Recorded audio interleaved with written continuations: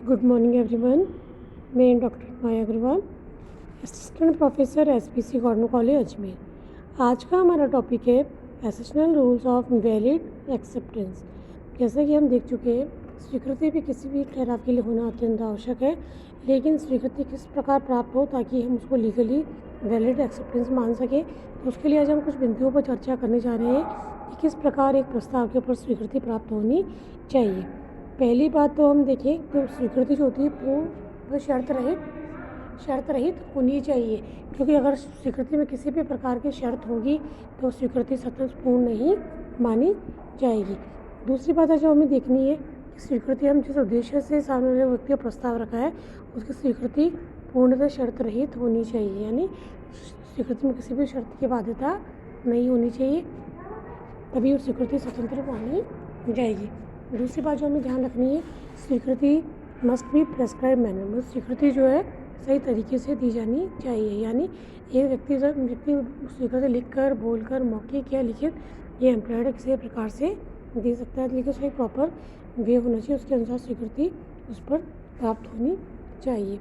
इसी के साथ अगर हम देखें तो जब एक व्यक्ति प्रस्ताव करता है तो प्रस्ताव पर जब हमें सहमति मिलती है, स्वीकृति लेते हैं, तो स्वीकृति में उसकी शर्तों की स्वीकृति शामिल मानी जानी चाहिए।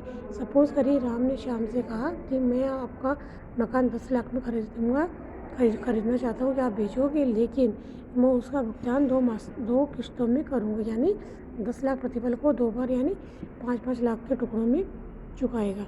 तो यहाँ अगर श्याम उसको स्वीकृति देता है तो ये माना जाएगा तो उसकी शर्त है कि 2 टुकड़ों में वो चुकाएगा, तो उसको भी शामिल उसमें माना जाएगा। इसी प्रकार अगर हम देखें तो स्वीकृति जो है स्पष्ट हो सकती है, लिखित हो सकती है, मौखिक हो सकती है। इसी के साथ साथ स्वीकृति जो इम्प्लाइड भी मानी जा सकती है। इम्प्लाइड यानी जब व्यक्ति ना कुछ बोलता है ना कुछ कहता है, बल्कि उसका व्यवहार इस तरह का होता है कि वह उसको स्वीकृति उसकी मान ली जाती है।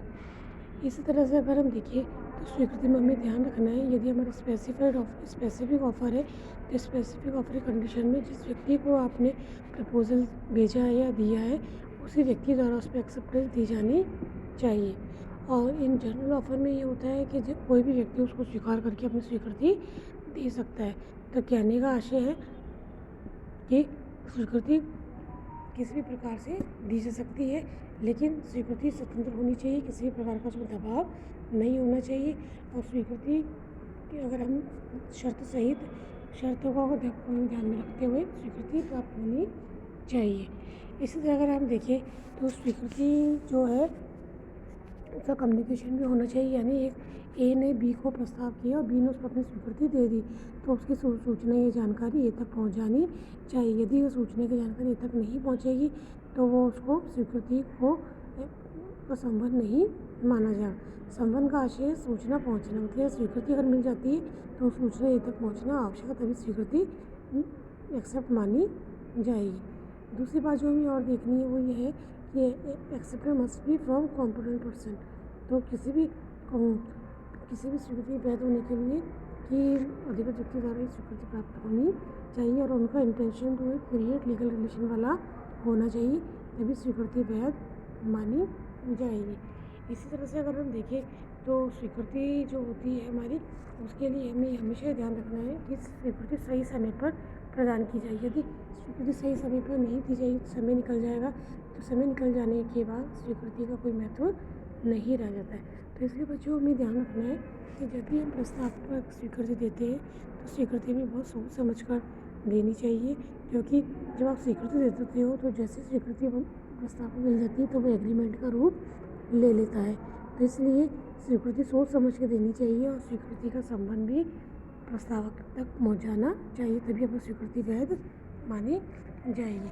और स्वीकृति आप बोलकर, लिखकर या मौखिक किसी भी प्रकार से दे सकते हो, लेकिन अगर हम कोई भी कार्य मौखिक करता है तो वो ज़्यादा अपेक्षाकृत सुविधापूर्ण रहता है और भविष्य में किसी प्रकार के विवाद होने की संभावना से हम बच सकते हैं। और लिखी हुई चीज़ होती है, जो एक प्रूफ रहती है, प्रमाण हमारे पास रहता है, तो इसलिए हम कोशिश करें हम जो भी काम करें लीगली लिख कर करें तो बेस्ट रहता है।